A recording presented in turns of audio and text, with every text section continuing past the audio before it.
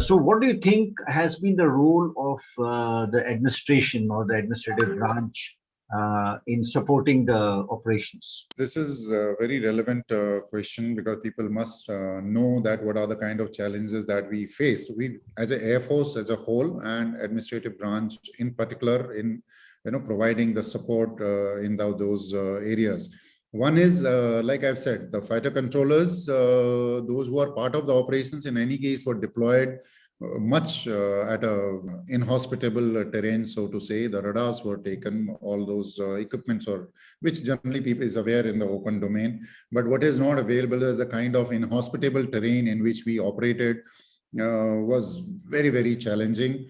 The times, because it was peak of COVID as well, other activities also happening simultaneously, this activation happening, and this activation, like those who follow the news would know that it was a prompt response of the Air Force, taking every asset in that area, which actually probably put PLA on the back foot.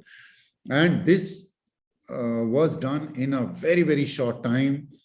Despite COVID at its peak, we had to make accommodation, prefab accommodation possible in a shortest possible time. We took it and made it operational in all those forward areas, which otherwise were inhospitable terrain. Other administrative requirements of the forward bases where our assets were deployed, again, was a very, very challenging task in terms of medical, in terms of accommodation, in terms of day-to-day activities, in terms of day-to-day support for all the personnel of the equipment, creating accommodation in that area. It was unthinkable.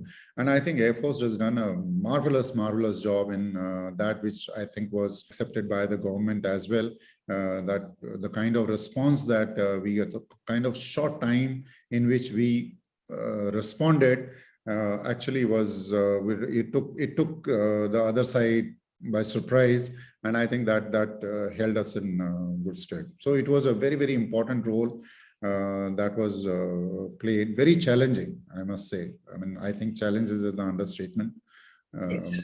So talking of the challenges, I think one of the biggest challenges the world has faced has been the COVID.